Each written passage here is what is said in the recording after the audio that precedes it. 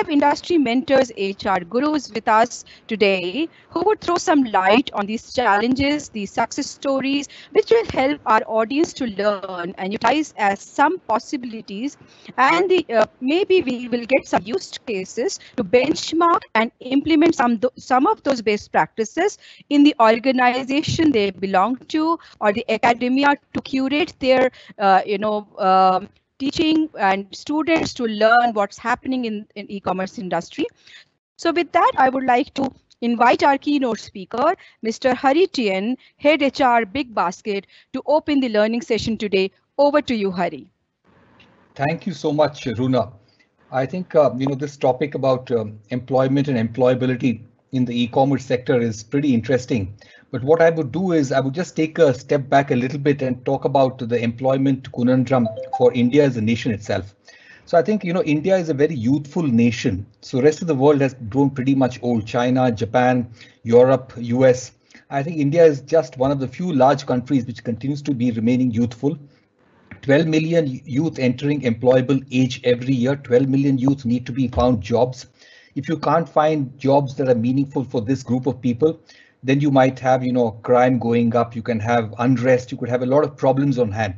So I think this issue of whether India is going to have a demographic dividend or it would be a disaster would depend upon how we are able to deal with this youth of India, 12 million people who are entering the employable age. Just to put this in perspective, the whole of the IT sector in India, after 25 years of existence, has created less than 5 million jobs, 5 million direct jobs, and 12 million are entering employable age every year, and these people need to be found jobs. And unfortunately, India has had a history since independence of laying a lot of emphasis on education over skills. So, as they say, China got old before it got rich. I would say India got educated before it got skilled.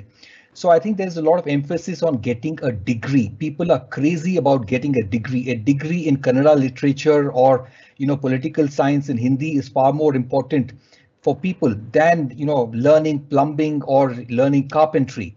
So I think the entire education system over the years has resulted in some kind of a situation where we are able to send, Chandrayaan mission or Mangalyaan mission, but are not able to build roads that don't waterlog during the monsoons. So I think it's very important going forward to figure out how we are going to create these, skill-based universities, how we going to, make skills far more important than traditional education and get these number of people good and meaningful jobs. My own belief is that if you deploy the entire savings and capital that India generates every year, you can't create more than 1 million high-paying jobs because high-paying jobs are very, very capital intensive. Therefore, a large part of India will really be the blue worker category. Typical Big Basket or a Swiggy or a Grofers, mix of employees where 80% would be blue collar and 20% would be, white collar. And that's going to be the employment mix, like it or not. I'll just switch a little bit towards, coming to e-commerce. I think from time to time, different industries have acted as employment engines. For some time, it was manufacturing, then it was IT. But I can see clearly, at some point of time, it was physical retail. But now I think e-commerce is now stepping in as a big job provider. I think there is some bit of confusion often also about what is really e-commerce. So, for example, does a Lufthansa Airlines or an Indigo Airlines qualify to be an e-commerce company because you can book your ticket by going to their website or the mobile website? The answer is they are not, e-commerce companies. They're airline companies. But for example, if a Walmart or if a store like an eZone creates a website for you where you can go and place order for their products, do they become e-commerce companies? My own answer is no. So what is really an e-commerce company? Why is Big Basket an e-commerce company? Why is Flipkart an e-commerce company? Why is, for example, Ola or an Uber e-commerce companies?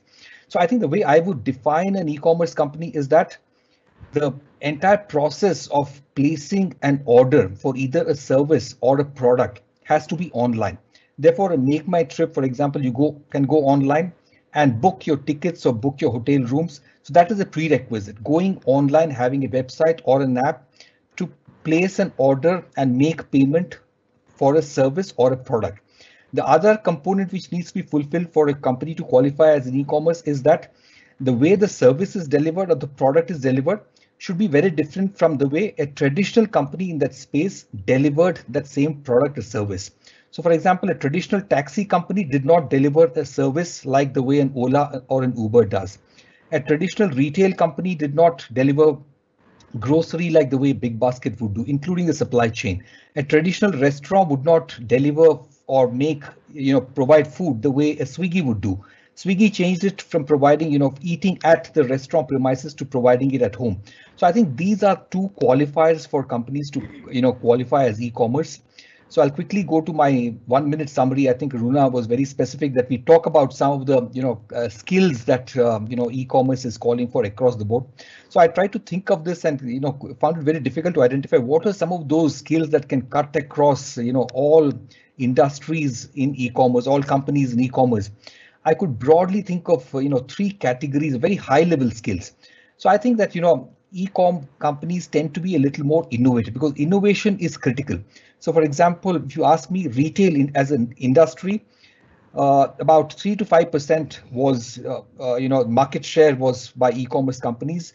15 to 17% market share is, held by modern retail, and the remaining 80% is by the small mom and pop kirana stores.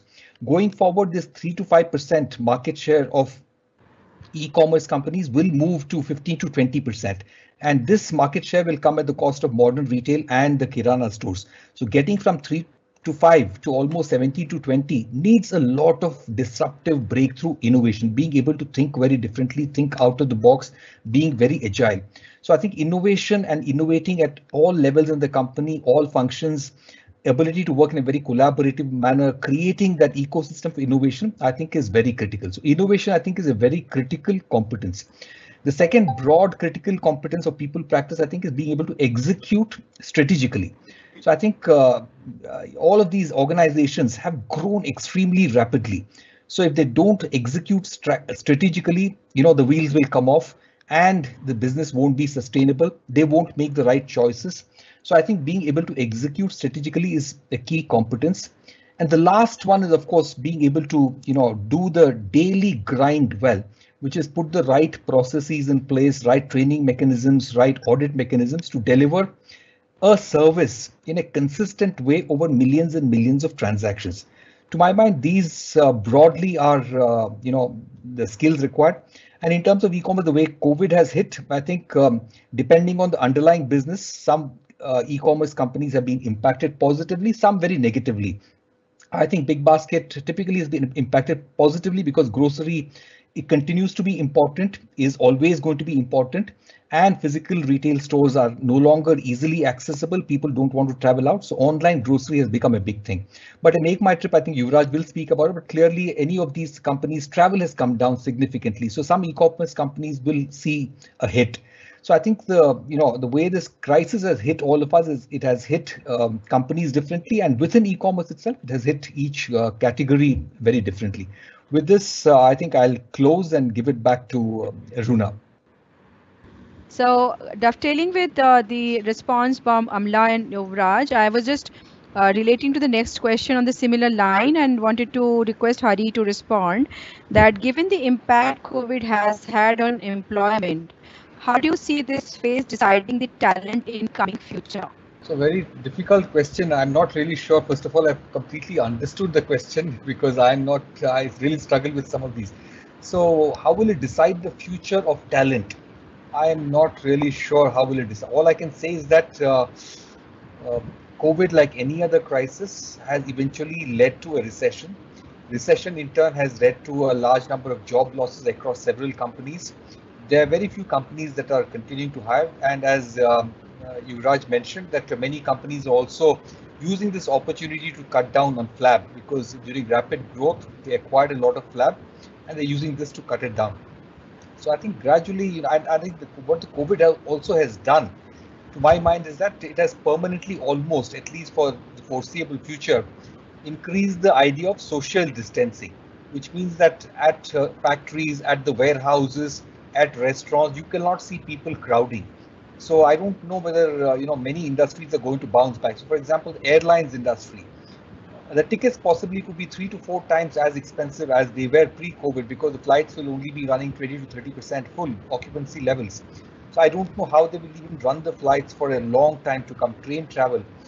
So I am not really sure in terms of, how long it will take to bounce back in terms of overall impact on employment. I don't have a very clear answer. I mean, I'll be lying if I say I know something. Hari, would you like to share some parting words? Just only one or two lines, which is, I think, a crisis is not really the best of time to, to cultivate good habits. Good habits need to be cultivated during the good times, so that during a crisis they could stand you in good stead. So a crisis is not the time to figure out, I need to start learning, I need to start doing this course, new skills. I think good times are the time when you need to cultivate these good habits. That's my Thank you, Hari. Thank you.